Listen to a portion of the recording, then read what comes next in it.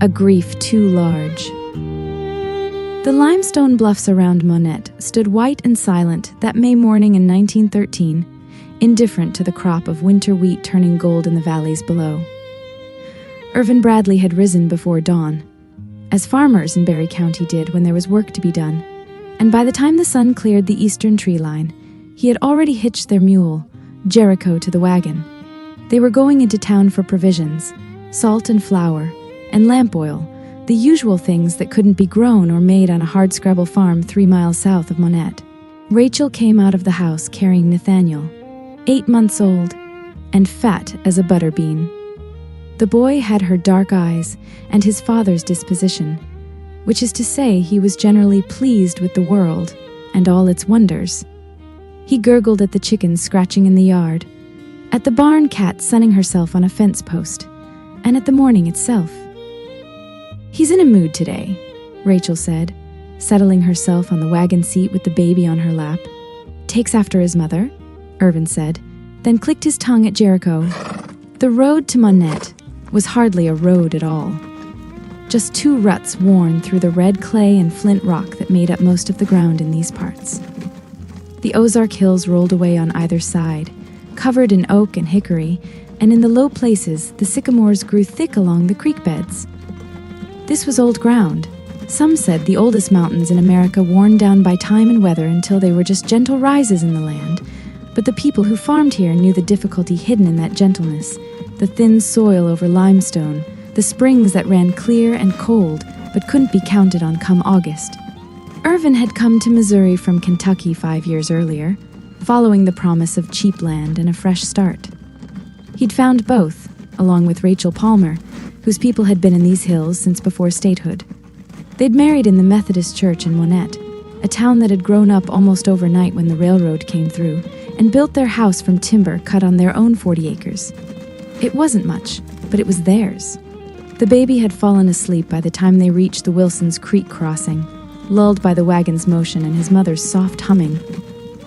Rachel held him carefully, one hand supporting his head, the other wrapped around his middle.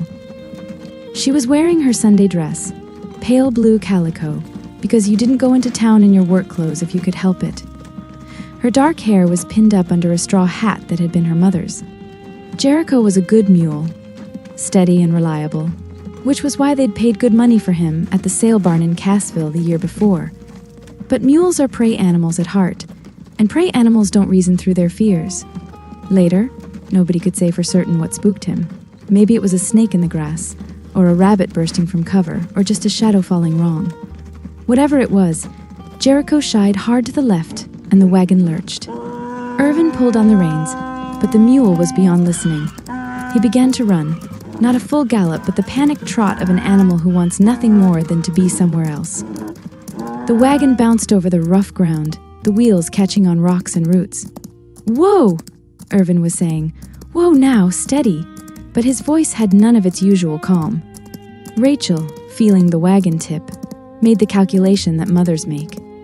She thought of the wagon overturning, of being trapped beneath it with her baby. She thought she could jump clear, could land on her feet in the grass by the roadside. She was young and strong, and 8 months of motherhood hadn't made her forget how to move quickly, so she jumped. The wheel caught her as she landed, the heavy wooden wheel with its iron rim. She twisted as she fell, trying to keep the baby above her, trying to take the impact herself, but physics and luck are poor companions, and the wheel rolled over them both. Irvin got the mule stopped 50 yards down the road. He jumped from the wagon and ran back, his boots pounding on the hard clay, and found his wife sitting on the grass, the baby still in her arms. Rachel was making a sound he'd never heard her make before, a low keening that came from somewhere deep inside. Her left leg was bent wrong, and blood was seeping through her dress at the shoulder, but it was the baby that stopped his heart. Little Nathaniel lay perfectly still in his mother's arms, his head at an angle that wasn't natural. His eyes were closed as if he were sleeping. There was no mark on him, no blood, no sign of violence, just that terrible angle, and the absolute stillness of him. "Get up," Rachel was saying. "Get up, get up, get up," rocking back and forth. "Please get up." But the baby didn't get up. The baby would never get up. On a May morning in 1913, under a sky so blue it hurt to look at, 8-month-old Nathaniel Bradley had left the world he'd barely had time to discover. They buried him 2 days later in the cemetery outside Monette, under an elm tree that would grow for another 60 years before the blight took it. Rachel recovered from her injuries, though she would always walk with a slight limp. She stayed in their house on those 40 acres, and in time there were other children, but they never spoke of that May morning, not to each other, not to anyone. Some griefs are too large for words.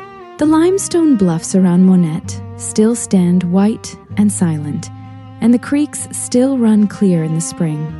The land endures, as it always has, indifferent to the small tragedies played out upon its surface.